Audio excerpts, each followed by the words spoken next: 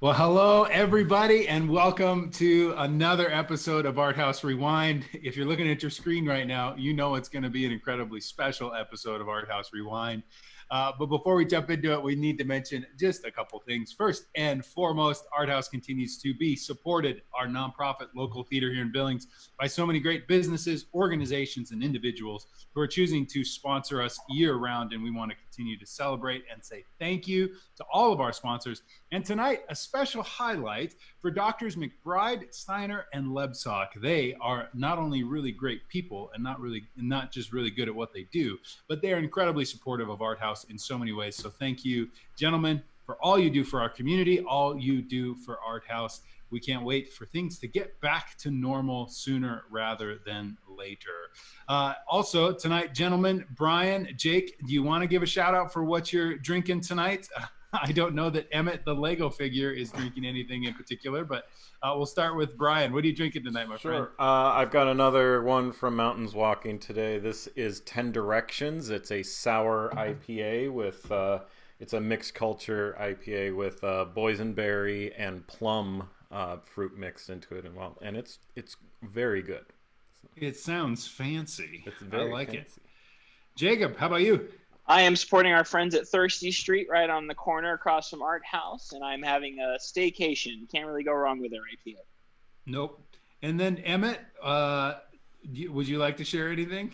I'm drinking some Target, Good and Gather grapefruit sparkling water, and I've got it in my special Lego mug with my special Lego straw. So. I love it.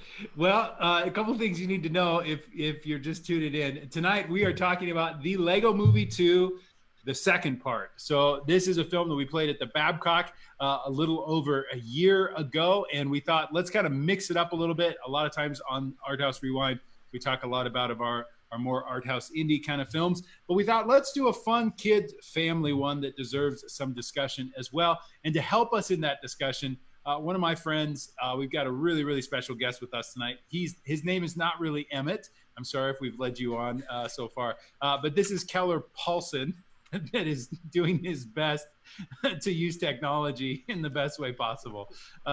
All the computer power in the world has gone to this moment, and I'm so grateful that we've been able to create this moment.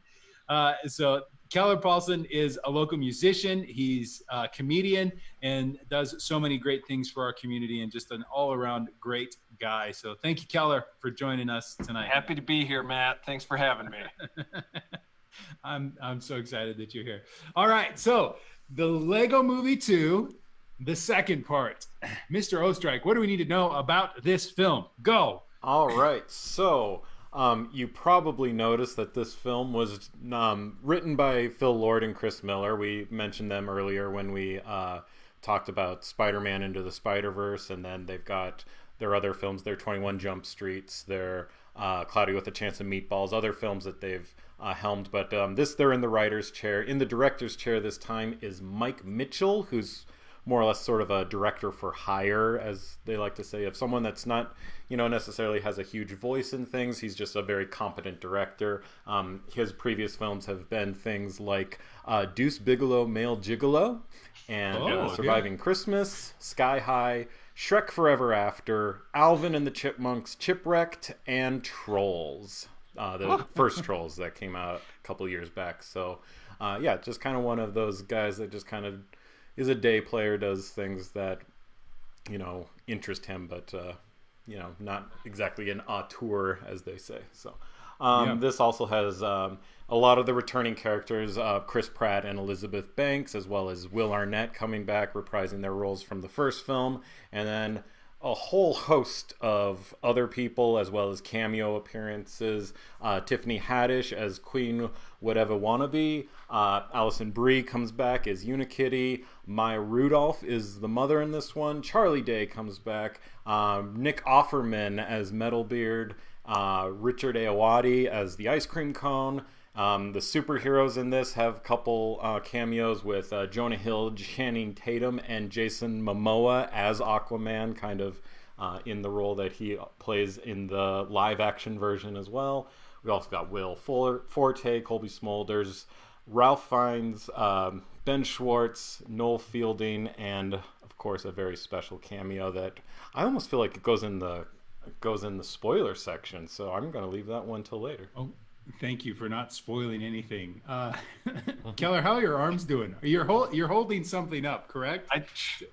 I'm just holding 2 thumbs up for this one. Because, boy, this film had me rolling.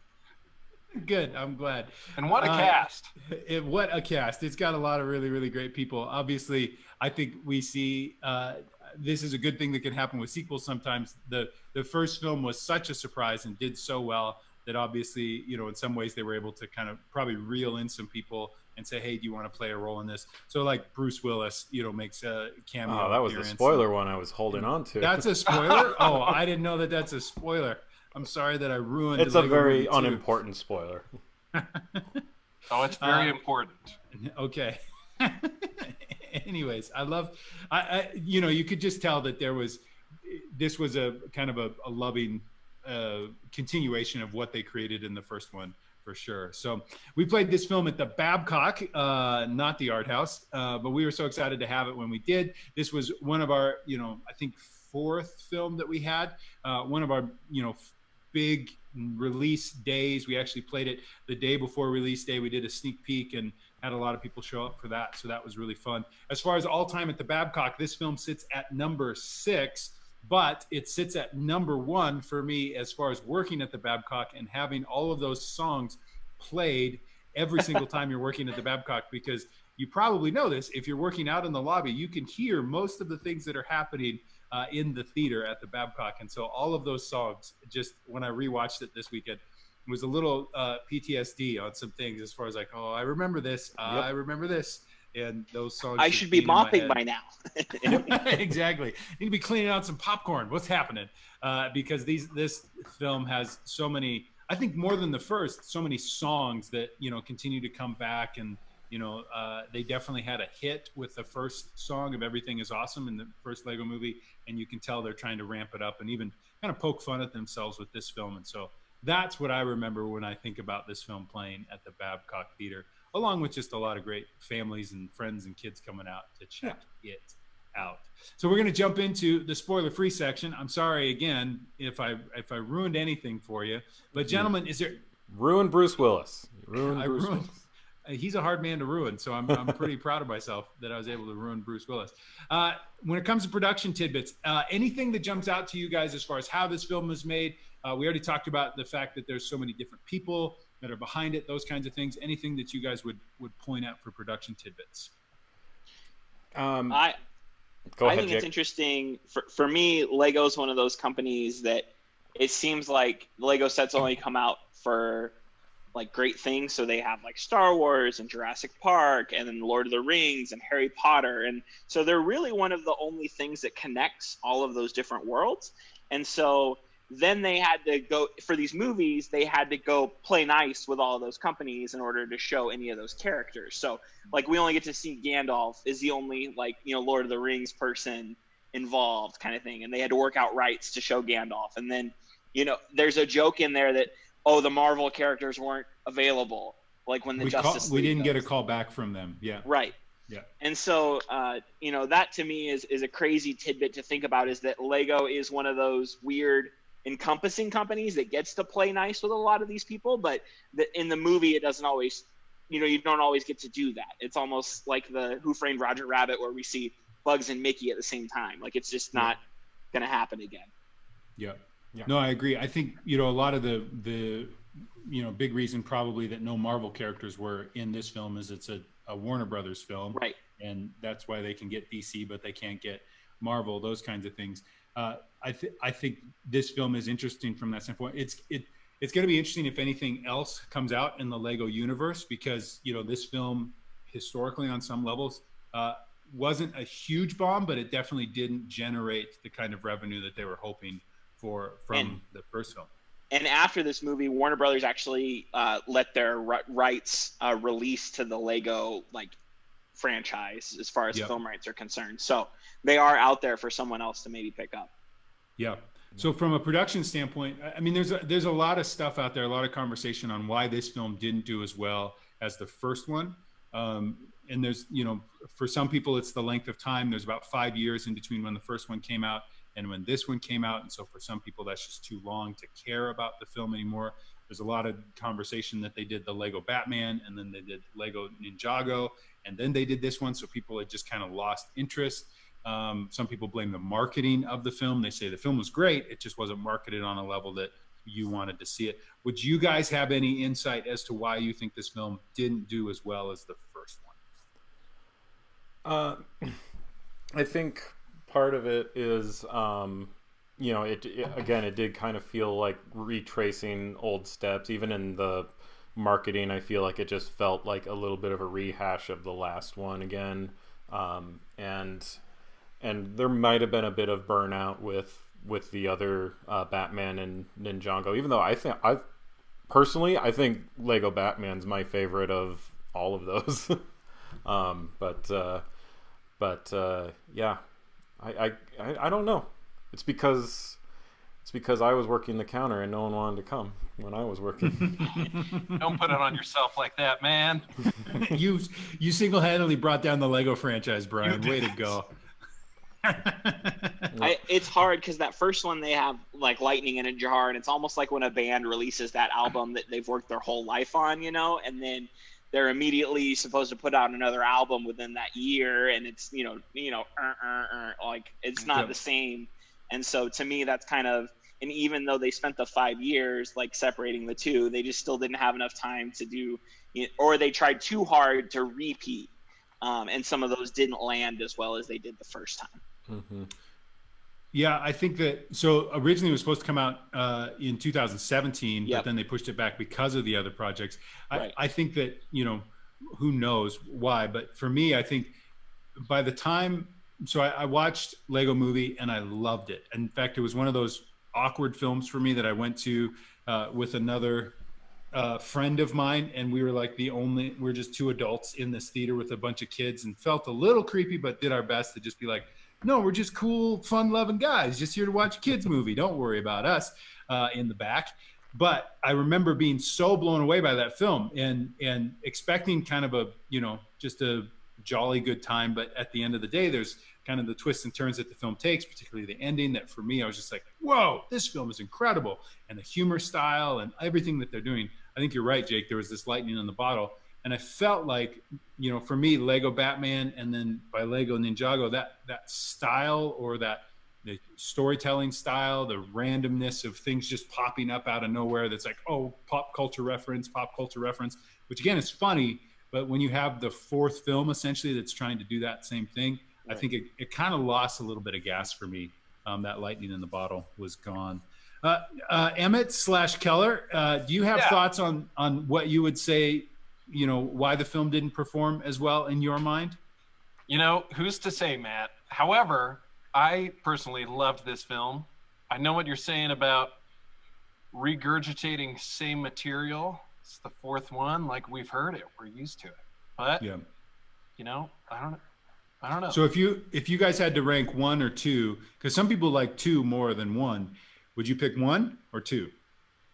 Brian? Got to pick one. Full disclosure, I have only seen one once, and I've now seen this one twice. So I'd say I would choose one, but my memory of it is kind of faded. So I'd almost have to see it again in order to give it a full, honest answer. Jake, how about you? Picking between the two is not fair. I think 2 is a relatable story for me, and so that I like I was the older sibling that didn't let my siblings play with Legos, so you connect with that. And then Keller, I'm gonna say 2 just because it's fresh. It's the one I just watched. And you have pasted your face on a character from 2 that's not in 1, so you got to commit to the character. Yeah. This character. This one, me, I'm only in 2. I'm thinking about going back in time to hit 1. We'll see. I think so. For me, having a young child that enjoys these films quite a bit. I've seen 1 a couple times and 2 obviously a couple times now. For me, one it still holds up so much more in my mind, just as a kind of storytelling style and what they did and those kinds of things. It definitely resonates more with me. Any other production tidbits you guys would point out or kind of throw out there? Not really. The only other thing is, it kind of was the same with the first one as well, but just kind of the attention to detail they had on the details of their Lego pieces, with the fingerprints and the faded pieces and the, everything about that felt like these aren't just brand new. Or even kind of with, Toy Story 1, everything kind of felt very smooth, and then as Toy Story went on, you started to see more wear and tear on those toys, and this one, they kind of did that already with the wear and tear. These are well-used toys, and that's just something I love, that attention to detail like that. Yeah. Like it. Yeah, the attention to detail thing is sort of interesting to me because, even comparing this one to how much we liked Into the Spider-Verse, I feel like they had the same amount of people doing those crazy things in the background that you rewatch 2 or 3 times and you pick up, like the newscast says like free taco day was a lie. I didn't even get a taco, like, and so to me, I agree with you. The details thing makes it rewatchable and more enjoyable in that sense. But it's like a role reversal for me compared to Into the Spider-Verse, where like there's not the want to rewatch it. Yeah. So, Jake, I know that this is a important film from the standpoint of just historically, kind of, you're a Lego guy, I guess. Let's just say that. I grew up with Legos. My experience with Legos was a giant bin of just misfits. Never really had, a new set that I got to put something new together, or instructions. Like, I remember when Anders, my son, got a Lego set and it had instructions. Like, what the heck? Like, this is a thing? Because I was just used to randomness, and you just create out of that, which is the beauty of Legos as well. Right. But you are showcasing some things around you that definitely took some kind of instructions to get there. So what's your history with Legos? Keller, do you have history with Legos? Brian, do you have history with Legos? So for me, I would say like I had Legos from a young age, and that I would have my parents help me with the sets and putting them together, but then they would end up in a bin. So we had a couple of those storage totes just full of Legos, and then my parents one year made a table. They used an old coffee table and put those big flat pieces out, and each one of us kids had our own like section of the table. And so then we would use the table, and like everyone had their houses, and pretty much almost exactly like how the movie plays out, where the little sister's taking something or the older brother smashing something, that kind of thing. So to me, Legos have been pretty important. Then I still have a few sets that now they make them twice as expensive, it feels like. So I have a couple sets that sit on the shelf because I enjoy them. Keller, you doing okay? Your head's kind of floating around. I'm doing okay, man. Sorry, I got lost in my head a little bit, Yeah. All right. Anything for you on Legos, Keller? Did you grow up playing with Legos? I had a few Legos. I didn't have a lot, but I was similar deal. A lot of misfits. A lot of building basically like the heart sort of deal. Queen. Whatever wannabe. Yep, that's the one. Yeah. I was really good at building boats and houses, and they all looked the same because it was just a flat base, and I would build something up, and then depending upon what name I gave it, it was either a boat or a house. Spaceships sometimes, but they weren't elegant enough for me to call them a spaceship because they had to be cool if it was a spaceship. Brian, and you? I did not have Legos growing up. I had a friend. I remember I would go to his house and we'd play with them a little bit, but no real strong memories of ever playing with Legos, really. Oh, you're missing out. There's a Lego-shaped hole in your heart. Yeah. I'm sorry. Yeah. All right. So but minus a Lego-shaped hole in my foot. That's true. Yeah. So we'll jump into the spoiler section. So if for whatever reason you haven't seen the film and you hate kids' films being spoiled for you, then this is the time to check out here now. Mayday. You don't want this one spoiled for you. So anyways, we're going to jump into kind of best scene or moment and things that we thought that worked really, really well with this film. So Keller, I'd love to start with you. What are some of your favorite things about this film that worked really well for you? You know, I gotta be honest. I love the puns. There are so many puns. But my favorite, man, Rex. And even though we're in the spoiler section, I'm still not gonna spoil it. But boy, let me just read Rex's intro for us, huh? Galaxy defending archaeologist, cowboy raptor trainer who likes building furniture, busting heads, and having chiseled features previously hidden under baby fat. How can you not love that, you know? I think it's awesome on its own, but the way that it's actually connected with the character who plays Rex is what's truly comical on so many levels. Yeah. I agree. I think Rex. So was that twist something that everybody was surprised by, or were you all like, yeah, I saw that one coming? I mean, I'm not going to lie. I was surprised. Really? That's okay. I got the joke that they were making fun of Chris Pratt, with the Raptor trainer and the going from Chunky to then him being Guardians of the Galaxy, and then the rumors that he was going to be Indiana Jones kind of thing. So I got the joke, but I didn't put that it was him as the bad guy together. Yep. Gotcha. Yeah. For me, watching it the first time, I mean, I didn't even try to figure out whose voice that was. And then when, there was the reveal of who it was, I was like, oh yeah, that makes sense. Yeah. I think I recognized it as Chris Pratt right away. I didn't quite connect that it was going to be Emmett and not like a lost twin or some other sort of well-worn trope of movies of the evil twin or something. But yeah, it's easier in Lego World to talk about time travel than it is Lego pieces reproducing and creating twins. So I think that makes sense that they would go down that path. And boy, they covered the time travel down pat, man. Every single one. They did a great job, even throwing in the hot tub time machine. Yep. The phone booth from Bill and Ted. Keller, any other favorite things or best scenes or moments you'd point out and talk about? Man, I gotta say, just overall, I guess this goes back to production, but I just love the constant breaking through different universes. And by that, I mean both production-wise, like going from Lego Universe 3D to Lego Universe 2D to, I guess, our universe. But even on top of that, the moments in between each setting where scenes would take place, Yeah. The traveling between. I loved it. Yeah.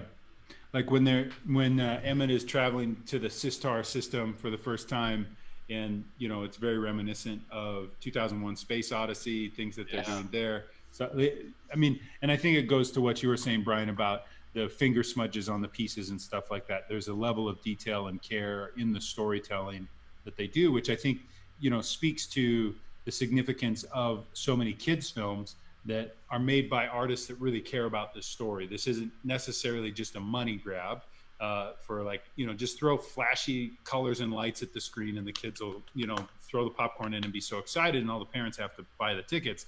These are people that really care about this story and want to bring in things that they love and they're passionate about to try and just infuse that. They know no kid is going to connect what they're seeing with 2001: Space Odyssey. But there are those in the audience that are going to be like, oh, or even the Marvel joke or things like that. There's the scene in the toy box when they're singing about everything's not awesome. And is it the astronaut says, I think I finally get Radiohead. Yeah. There's no kid in the theater that was like, good one. They have no clue. But for me, I was like, that's incredible. Way to go. So I would agree with that. Just the level of detail on all aspects and jumping between worlds and how they go about things. Jake, how about you? Favorite? Oh, go ahead, Kelly. Oh, sorry. I was just going to say regarding the Radiohead thing, that goes to the breaking the fourth wall thing. There's that scene where they're talking about all of the different Batmans. Yeah. Right? I loved it, man. Yep. Yeah. It's nice. Jake, how about you? Favorite scene, moment? For me, I think it's just Emmett's personality, and I just find a lot of it hilarious, like the way he knows the cats' names that have the like sword or the axe attached to their tail, and you know, and then the same thing for the like it's just his personality, his character to me is just so enjoyable. The randomness, the naiveness of that character to me is enjoyable. Mm-hmm. Yep. Brian? So if I had to pick a scene, I mean, again, just like Keller, I have a couple little lines or things here and there, but I'd say the one scene that I don't know, I enjoyed on some level is the introduction of Queen Would I Wanna Be, and she sings this song where she says that she's not evil, and she starts listing things, and it's sort of breaking that fourth wall in the sense of like, oh, here's a new character, and she's saying that, you know, she appears on the surface as like the bad guy, and she sings this thing that you've probably seen in Disney movies of something where the villain sings their song, and you are getting insight into how evil they are, and why are other characters not picking up that Jafar's the bad guy, or all those things. So there's sort of that, and then for them to just basically turn that on its head later in the film to say like, oh no, that was actually sincere, those weren't, you know, ulterior motives, that was actually her saying like, oh no, I'm literally singing, I'm not the bad guy. Yeah. So so I think one of my and I'm not that I'm transitioning into nitpicks, but one of the things that didn't work for me as well as the first film is, you know, the bad guy of Lord Business in the first film was just such a great villain on so many levels, and I love what they did, you know, from a story arc standpoint. I like what they did with Queen Whatever I Want to Be. Like, I love that at the end of the day, the sister just wanted to play with the brother, and she was trying to make that happen, and so she wasn't a bad guy, you know. But the way that it, you know, for me, I don't know. It was just easier to buy into Lord Business and what was happening there than for me the confusion of like, what's happening with this character, what's happening in this moment, which, you know, I'm probably reading way too into it at this point. And then the twist with Rex at the end. I'm sorry, Rex. You are the bad guy of this film. You are the villain. It's you all along. But you know, that twist again, story arc wise, it works. I understand it, and I can appreciate it. But for me, watching the film, particularly the first time, I just remember feeling like, what's going on here? You know, that kind of thing. Because I expected her to be evil, I guess, and to surprise everybody with an evil plan. So maybe I'm just too surfacey, and I'm not willing to see through the Lego pieces to the true soul of who that person is.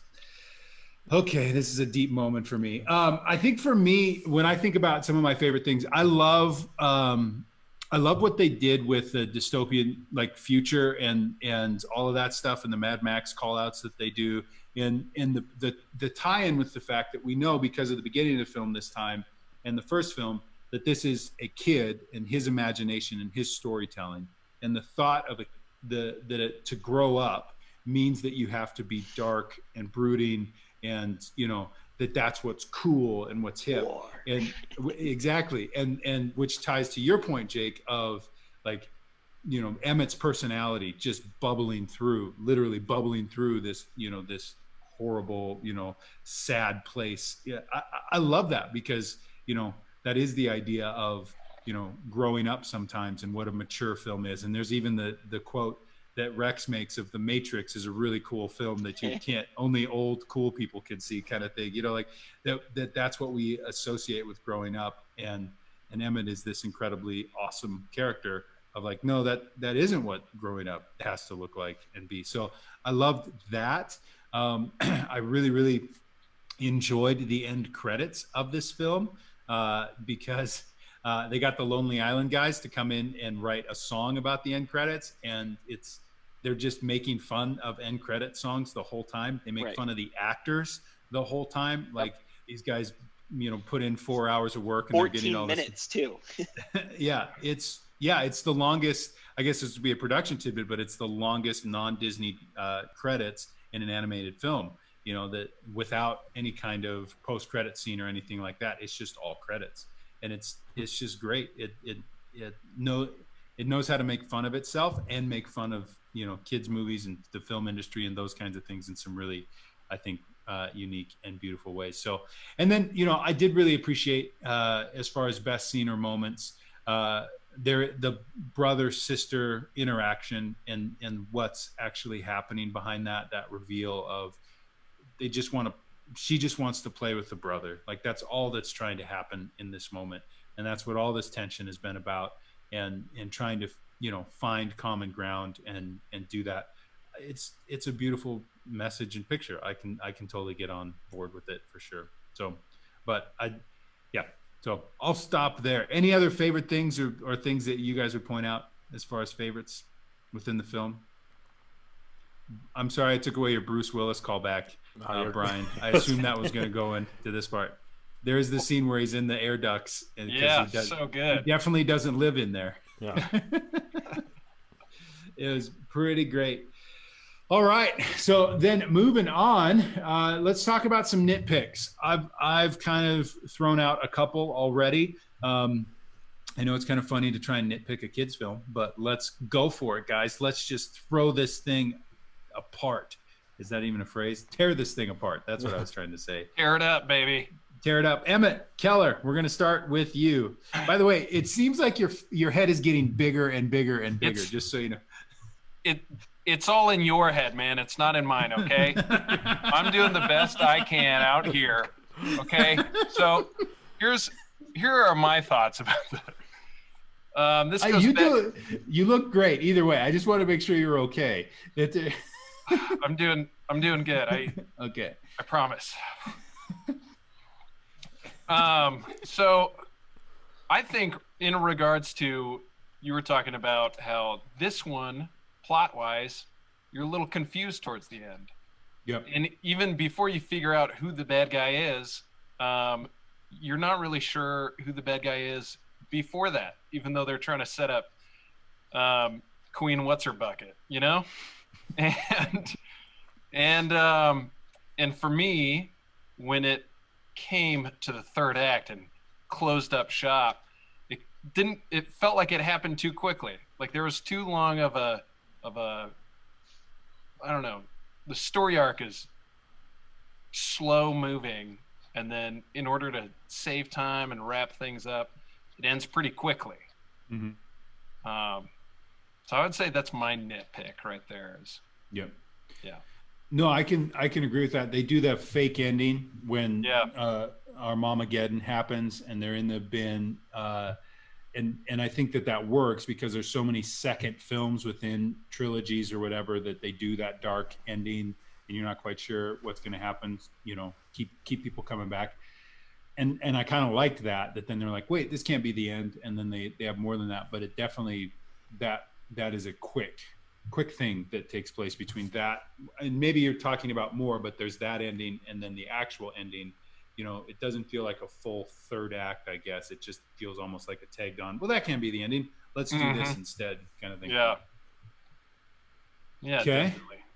Jake, how about you? Any nitpicks? All right. For me, it's that there's over $200,000 worth of Legos in these kids' hands. Like, I'm just going to put that out. Oh! The estimated amount of Legos in this movie is over 15 million, which even at a like discounted I work at Lego kind of price would be like a quarter cent a piece, and it would be over $200,000. So to me, that is like a completely throws it out of the unrealistic zone of like how much Lego this family has. Like, yeah, what are these parents doing? Right? I mean, multi-millionaires. Well, according to the first film, this is Dad's hobby. So Right. Dad's investing on it, but Dad can't even find his pants at the end of the film. So what's he doing that he's got all this money to invest in Legos? I've Right. never even thought about that. Yeah. Jake, would you mind telling everybody what your degree is? Because I think it matters in how you're going about this. I have a master's in accounting, just so everyone knows. So I would figure out how he made enough money that he can have $200,000 worth of Legos. You're putting it to good use, my friend. Right.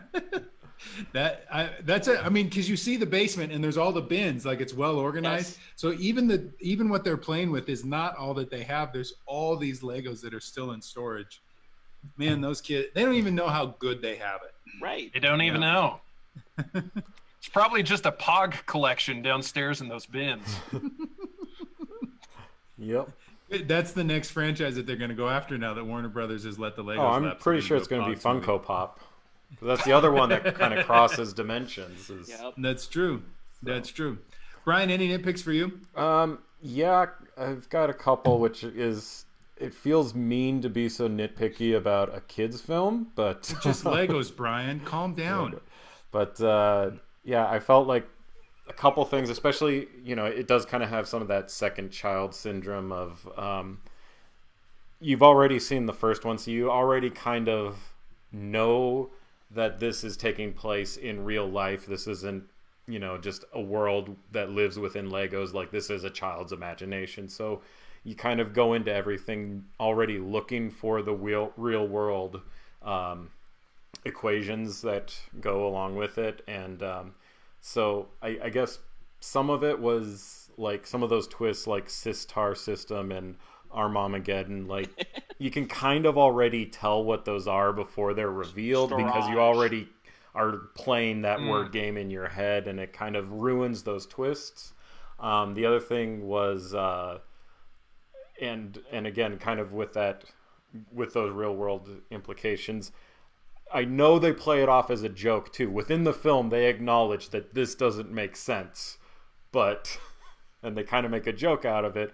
But the time travel does not have a real world equation. Like, it's like, so what is actually happening here? Who's moving them right now? Who's doing like that just and you know, you can let it go. It's a kid's film, but it's also like I like that the first one you could rewatch and be like, oh, this is what's happening in real life right now. But with this one, it doesn't quite work as cleanly. That is exactly probably my biggest nitpick of the film. So much works well in existing in the imagination of the kids, like that's the way it's going. I mean, I read something that even the change from Aquaman, I can't remember who played Aquaman in the first Lego movie, to Jason Momoa in the second one, like Jason Momoa became Aquaman after the first one came out. So in a kid's imagination, now Aquaman is Jason Momoa. So, you know, that there's so many things they do to connect to a child's imagination. The concept of time travel, fine. You know, that a kid would tell a time travel story works on that level. But the fact that there's some sort of real world element and the Dryar system and what's real and what isn't. The first one, and this is where the first one worked for me that the second one didn't as well, is the first one does have that moment where Emmett, you know, has to like force himself to do something in the real world, and you can kind of, you know, you're into it enough at that point to be like, go get him, Emmett, that kind of thing.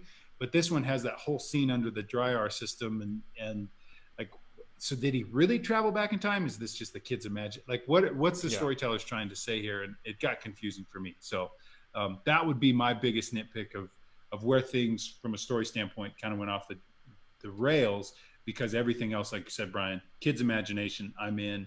I can laugh at it and have fun. There's also, I mean, I liked how even going into the Sistar system, you can tell that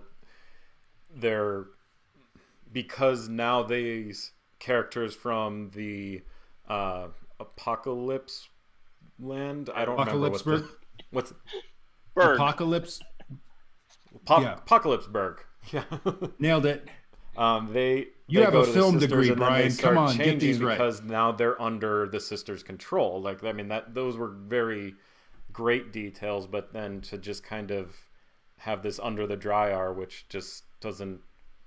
The real world relations to that didn't really make sense to me. So. And maybe this is again, nobody asked us, but if they had made him a twin, that Rex was, you know, stuck under the Dryar for that long, that kind of thing, again, that can kind of tie into it. But the fact, I mean, you could say that like that was Dad's toy that he lost long ago, and so he went and bought a new Emmett. Yeah, we really need to reach out to Lord and Miller. I think we can help them out with some things. So there's a clip while they're in like Apocalypseburg in the real world where the kid said, Finn, right? Finn's his name. He says out loud like, "Oh, I'm working on a time travel story."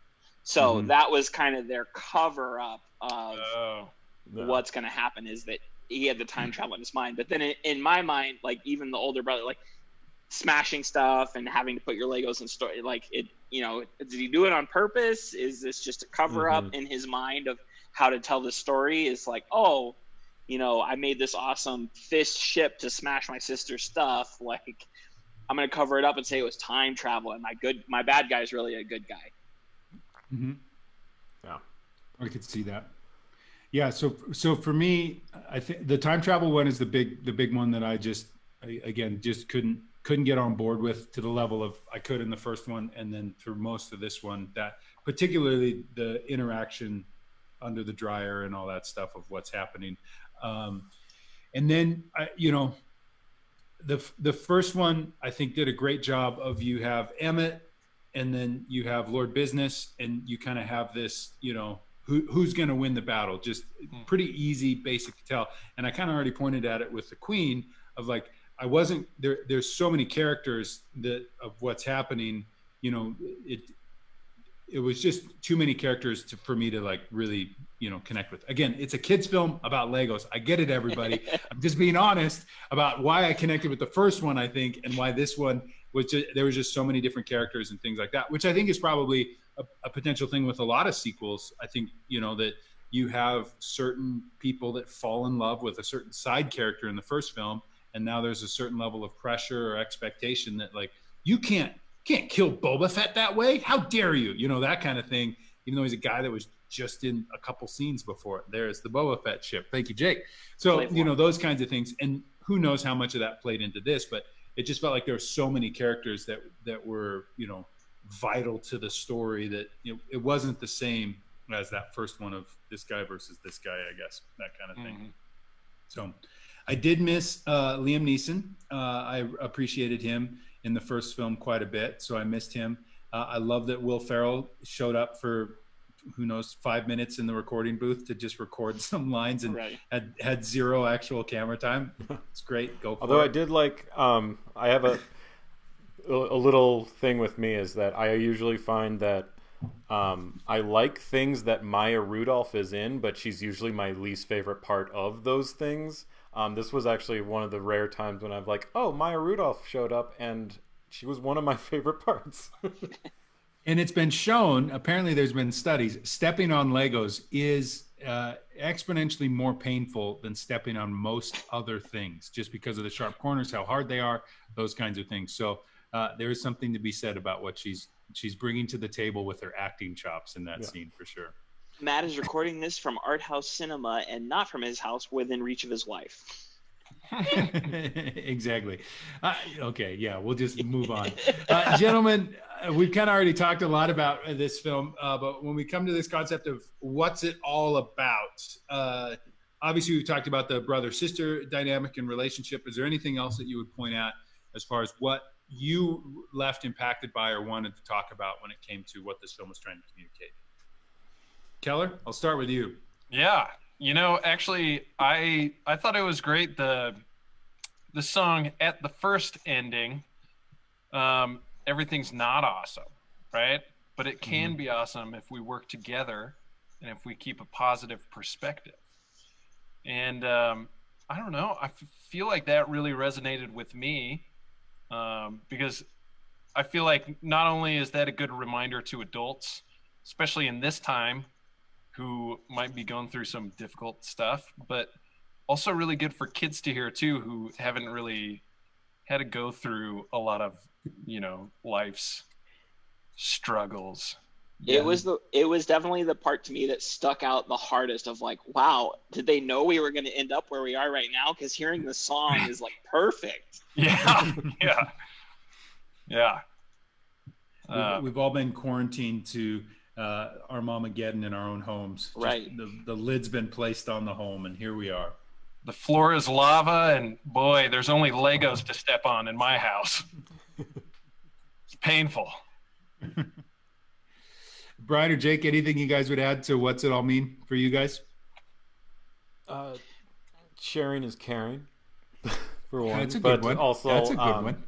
If you want to go a little deeper. I don't know if this was anyone's intention or not, but I feel like it is a little bit of a commentary in this idea, especially that's kind of permeated, is this idea that things that young girls care about tend to be frivolous, unimportant, and for this to kind of turn that on its head and be like, you know, saying that these worlds are separate but equal, I guess you want to say. I guess that, you know, just because she enjoys things that are a little more bubblegummy, and that it doesn't mean that it's not important to her as his Armageddon world is to him. And, you know, these, you know, we don't need to downplay things that are for young girls just because they're not cool or whatever. So. Yeah, I mean, Lego's made multiple attempts to try and get girls into the Lego world on some levels, and this film definitely kind of pokes at some of that, but I think does a great job of inviting that voice or that mindset to be a part of it. And I think that, you know, for me, that I already talked about that dystopia kind of idea of it's cool to be rugged and rough and, you know, those kinds of things. And here's something else, whether it's Emmett's personality or the sisters' approach to things. You know, I loved, just tying in. Go ahead. I was going to say, if you want to be even more meta on it, it could be the sense that the brooding dark film that's supposed to be serious, and yet you can also make a film about Legos, and it can still touch on real world issues too. So, yeah, for sure. I loved that they made a call out in this film towards the beginning that Emmett was celebrated as the hero of the first film, but you know, there's that interaction with Wildstyle of like, but you did all the fighting, you did this, you did this, you did this, you did this, you did this, and he's the hero, you know, that kind of thing. And just that call out of like how so often these stories can go. I appreciated that for sure. Yeah. So, Jake, how about you?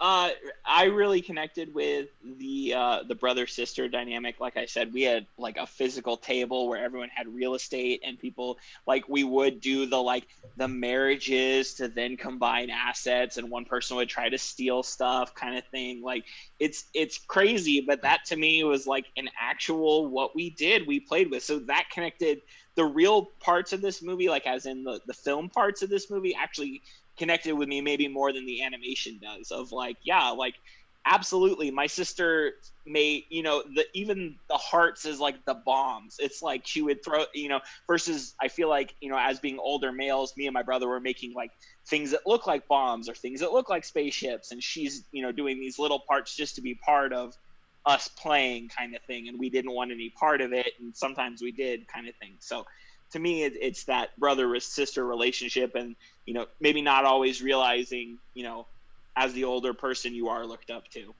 Yeah. I think so. I'm a middle child, so I would definitely try to play with Legos with my older brother, and he was a pretty great older brother. So there was many times that I was able to actually interact with him. So I'm sorry that I cannot connect with your story, but I can understand it for sure. I think it's great. I love to hear that there is actual real world connections to what they were doing, that it just doesn't exist out there in the Hollywood ether. Ethan Canning summed it up pretty well with, Matt, it's a kid's film about Legos. Ethan Canning. Thank you, Ethan. I really appreciate that insight. I love it. Gentlemen, is there anything you guys would point out for next steps, or if anybody wants to go further? Because apparently I need to step out of it and not go deeper, but just understand that this is a kid's film with Legos. I would just point out that there's, you know, a lot of things out there, especially even in Billings, we have the Bricks and Minifigs guys. So they do Legos, they buy Legos, and you of you watching that have, you know, children's Legos to sell because your kids have long grown and gone to college and moved out and don't plan on having kids of their own. They buy bulk Legos from you too. So to me, it's supporting people like the Bricks and Minifigs guy that have a little brick and mortar shop here in Billings. Mm-hmm. I have to go and get mine, so you guys keep talking. Go and get your Legos?